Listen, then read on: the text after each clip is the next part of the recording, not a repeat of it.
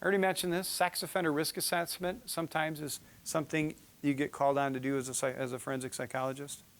Like I said, in Canada, they do these, particularly for sentencing.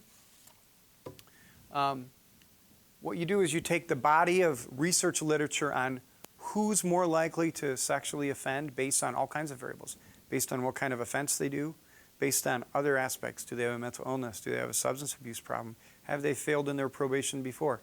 These are based on what's called actuarial data sets. And before, although insurance companies say they don't do this anymore, before insurance companies used to use actuarial data sets. And if you bought a red car, your insurance cost more than if you bought a blue car back in the old days. Because they would show statistically through actuarials that if you had a red car, you were more likely to have an accident. So when I do a sex offender risk assessment, I look at what actuarial variables are associated in the research literature with your risk to sexually offend. There's also an area called dynamic or changing variables.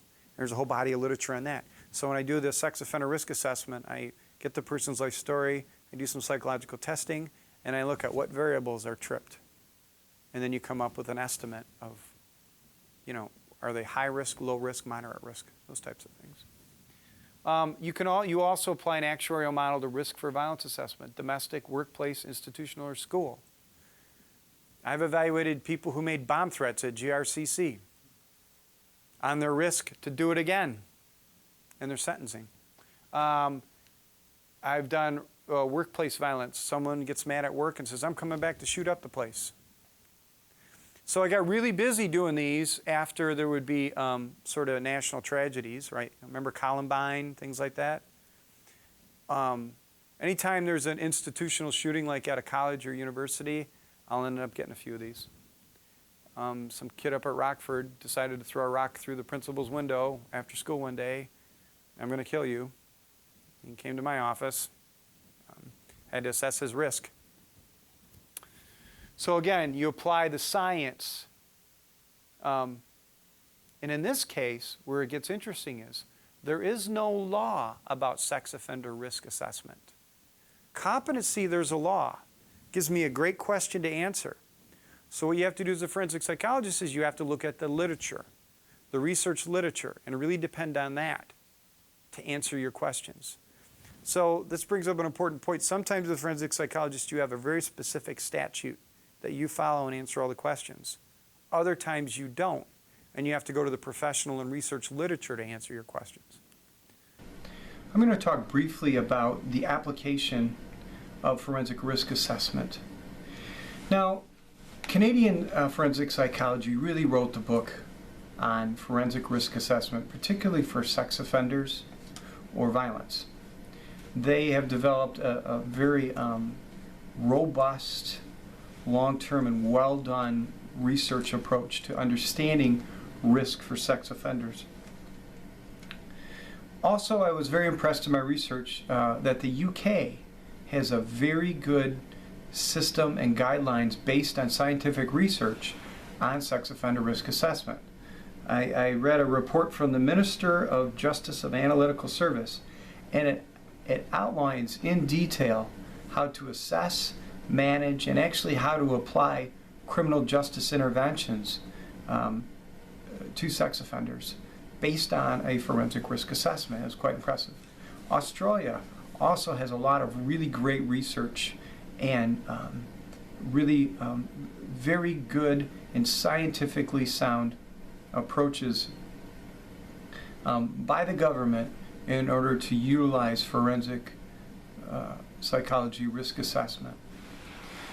Typically in countries that appreciate and utilize forensic risk assessment, they usually have someone undergo a risk assessment in order to determine or be used as a factor in sentencing. So for example, Canada is very direct in stating we are going to do forensic risk assessment in order to best utilize Canadian taxpayer dollars. So we know there are particular sex offenses that are actually easy to treat, and that the person's risk level might be low.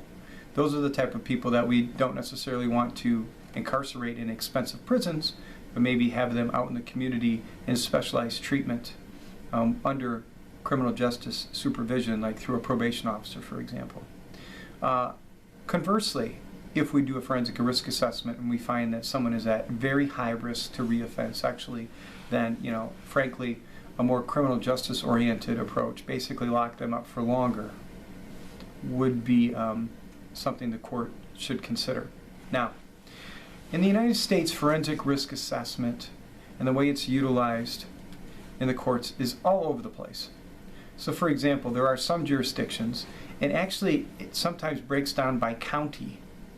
So in one county, a judge may really like forensic risk assessment, and any defendant that's before him or her for sentencing will have a sex offender risk assessment or a risk assessment for violence.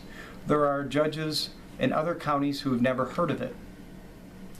I've been involved in cases where someone's trying to do forensic risk assessment for sex offending, and they have no idea what they're doing. They haven't had appropriate forensic training, and the courts have sentenced people for long-term prison sentences based on an incompetent person who's trying to present as a forensic psychologist.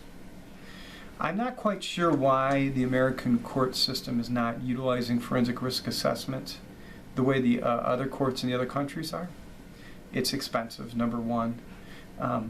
I wonder if the judges just generally have not been educated very well about it. But I know that in other countries it's utilized quite well. Forensic risk assessment is complicated, and you really need a lot of specialized treatment and a very good understanding of the science behind it.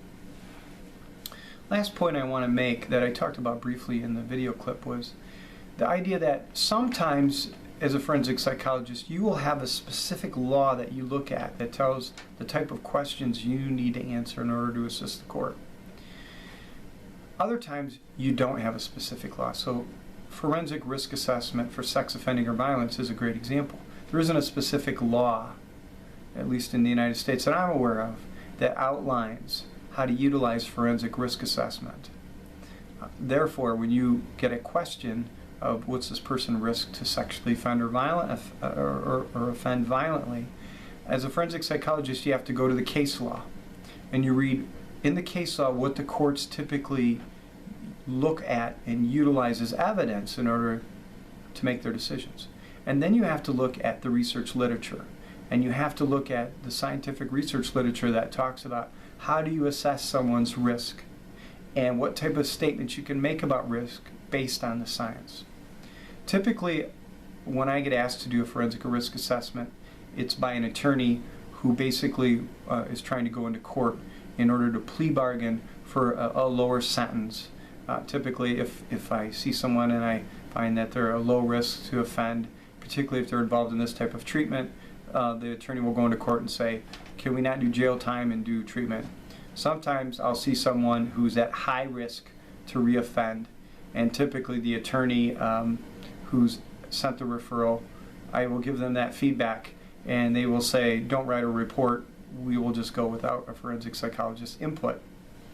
And in those cases, a lot of times, the prosecution never brings in an expert or a forensic psychologist to help the court understand that this person is a danger, and in the interest of making the public safe, should probably serve a longer prison sentence.